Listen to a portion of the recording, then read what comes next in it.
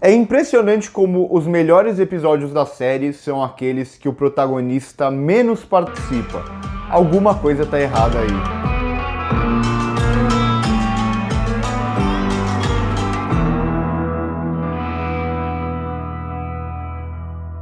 Como todo episódio, eu vou começar com algumas das questões que mais surgiram nos episódios anteriores ou que eu gostei mais da semana passada. Uma delas foi gente pedindo para eu colocar mais as imagens de quem eu falo aqui no vídeo. As pessoas falaram que ainda não decoraram exatamente todos os nomes de personagens e tal. E eu vou fazer isso, mas dentro do possível, porque a série tem bastante personagem que não é tão conhecido assim, e às vezes fica difícil achar imagens desses personagens mais secundários com uma resolução boa pro vídeo. Mas sempre que possível, quando eu citar um personagem, eu vou colocar a imagem dele. E a segunda coisa que mais me chamou a atenção foi muita gente falando mal do Layton, falando que a única resolução boa pro personagem seria matar ele, tem que tirar ele da série, ele não é um bom protagonista. E isso é algo que eu venho falando desde o segundo ou terceiro episódio, o porquê o Layton ele acaba sendo um problema, e eu falei agora na abertura também, como parece que ele participar menos, os episódios acabam sendo melhores. E para falar disso eu vou ter que citar um princípio meio que básico de roteiro, que você pode até não conhecer tanto dos termos técnicos de roteiro e tal, mas a gente acaba sentindo isso na prática se a gente não conhece esse lado mais teórico. Tem um princípio básico de roteiro, que a gente tem um personagem e esse personagem ele tem aquela caracterização, então é o que o personagem parece à primeira vista, uma pessoa boa, uma pessoa ruim, o que ele faz, coisas assim que a gente bate o olho no personagem na primeira cena, com um pouco de informação a gente já entende quem ele é. Mas se revela o verdadeiro personagem quando ele tem que agir na prática, quando ele tem que tomar decisões difíceis. Eu já falei isso da Melanie, o porquê a Melanie é uma personagem muito bem construída. Porque ela tá o tempo inteiro tendo que tomar decisões difíceis. Sim, ela é a vilã da série, mas ainda assim a gente consegue sentir todo o peso das decisões que ela toma, e parece que ela vai se tornando mais má a cada decisão difícil que ela tem que tomar. Então a gente entende todo o lado da personagem, mesmo ela não sendo uma heroína, mesmo ela sendo a vilã. Pelo lado do Layton, não acontece isso, ele é um personagem que não tem que tomar decisões difíceis. As decisões pro Layton é sempre ou fazer o que é bom ou fazer o que é ruim, e ele faz o que é bom. E por isso ele é um personagem muito unidimensional, ele é um protagonista que sempre pode tomar a decisão mais simples, sempre pode tomar a decisão mais fácil, a decisão boa. E nesse episódio a gente vê vários personagens secundários, e acho que é muito legal para exemplificar isso, e o que eu gostei bastante desse episódio é que a gente vê muitos personagens secundários tendo que tomar decisões difíceis. Como assim? Quem, por exemplo? Por exemplo, a Josie, ela tem que decidir entre a revolução, entre salvar o Miles e Miles, e o que ela faz? Ela acaba não optando por nenhum dos dois, e ela tenta lutar com a própria vida para sair daquele lugar e para não ter que entregar as pessoas que ela ama. E ela acaba morrendo por isso. Então a gente vê como ela tem que agir sob pressão, como ela tem que tomar uma decisão. O mesmo com a Teal, que a gente vê que ela chama Bess, o primeiro nome dela, eu acho que já tinha até sido citado antes na série. Ela tem que escolher entre fazer o que ela acha que é o certo, que é ajudar a revolução, ou manter os privilégios dela. É uma decisão que pode parecer simples, mas não é. Para a personagem dentro desse contexto, é uma decisão difícil. A própria Zara, que talvez seja a decisão mais difícil aqui, ela tem que optar ou pelo filho dela que tá para nascer, ou por entregar as pessoas do fundo, as pessoas que eram amigas dela há tempos atrás.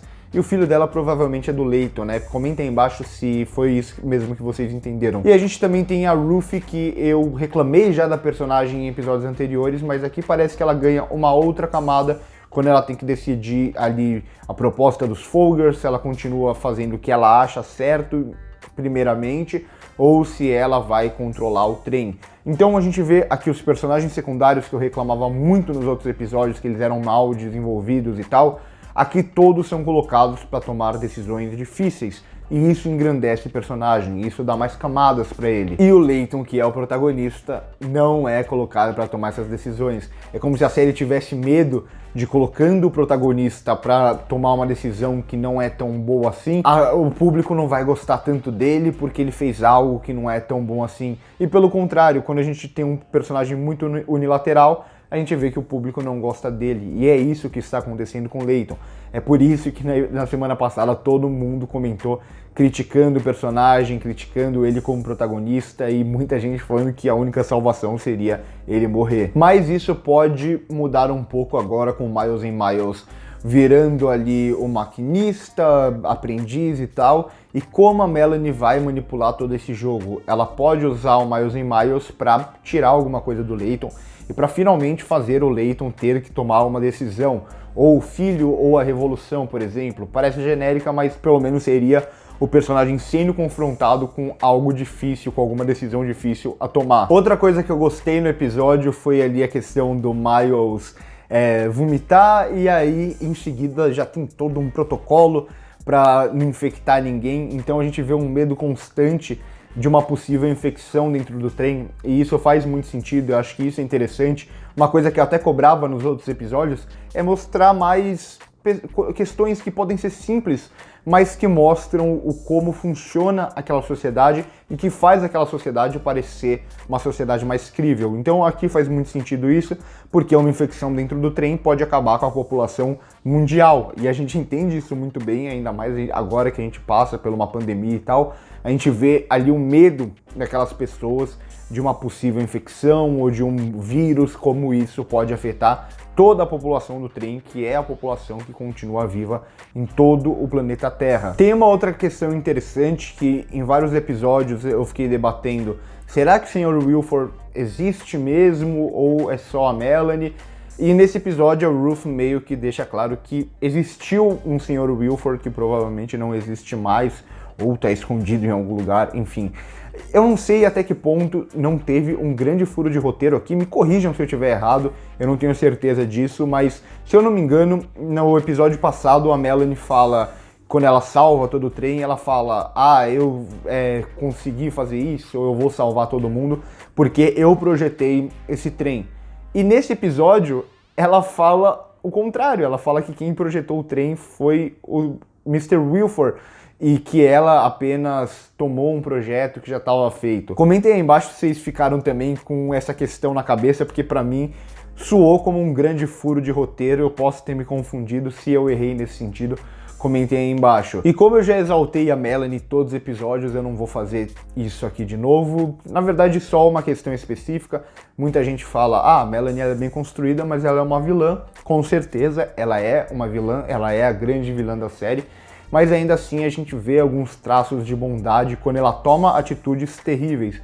Então o simples fato dela ficar mal depois dela congelar ali o dedo da Josie e tal, mostra que ela tem um resquício de humanidade, mas ela ainda assim é uma vilã. Então eu gosto de toda essa questão, de toda essa construção da personagem. Eu só espero que a série não desenvolva a personagem para uma redenção. Eu acho que não caberia aqui, apesar da gente entender o porquê ela toma as decisões. Eu preferia que a série mantivesse ela como vilã, e eu acho que é isso que vai acontecer. Gosto também que a rebelião começa a tomar um pouco mais de forma, unindo a terceira classe com o fundo, o que faz muito sentido aqui, trazendo outros personagens. Então a gente agora entende mais, como eu disse, a importância da Teal na história. Eu gosto disso. Eu espero que a revolução continue crescendo dentro ali do trem, ainda que não parta diretamente para as vias de fato e tal. Mas eu gosto disso, e o final do episódio é muito bom. Vamos ver como essa cena vai ser resolvida no próximo episódio, mas ainda assim é um final bastante interessante aqui, porque a gente tem uma personagem que eu já falei, que é uma personagem que a gente nunca sabe muito bem o que ela tá pensando, é uma personagem até de certa forma meio complexa, e a gente vê que ela provavelmente não vai ter medo nenhum de entregar alguma informação importante para o Layton. O que eu menos gosto nesse episódio, e assim, é de longe o que eu menos gosto, é quando os Folgers levam a proposta pra Ruth, pra ela tomar o lugar da Melanie e tal, e ela vai falar com a Melanie porque ela tá em dúvida do que fazer, e aí é uma saída tão fácil de roteiro, uma saída tão ruim, que é a Melanie surtar ali, gritar com ela, e aí parece que ela toma uma decisão por causa disso. E tipo, a Melanie fazer isso porque o roteiro quer que ela faça só pra Ruth tomar essa decisão. Isso é muito fraco, isso é é uma situação muito preguiçosa. dos roteiristas, então sem dúvida foi o que mais me incomodou nesse episódio. Pra mim, um dos melhores episódios da série, ainda assim tem alguns dos muitos problemas que eu já falei nos episódios anteriores, não vou ficar repetindo, então principalmente ali os diálogos, algumas situações muito superficiais até pra dentro desse universo, mas no geral eu gosto do episódio principalmente por dar mais atenção para alguns personagens secundários que estavam bem esquecidos na série. E como eu disse, parece que quanto menos do Leighton no episódio, mais interessante o episódio fica. Comentem aí embaixo se vocês concordam comigo, o que vocês acharam do episódio, sempre com muita educação, é claro. Curta o vídeo se gostou, se inscreve no canal se ainda não é inscrito, e também passa no primeiro comentário fixado para ver as nossas outras redes sociais, podcast, Twitter, Instagram, tem o meu Letterboxd pessoal também. Por hoje é isso e corta!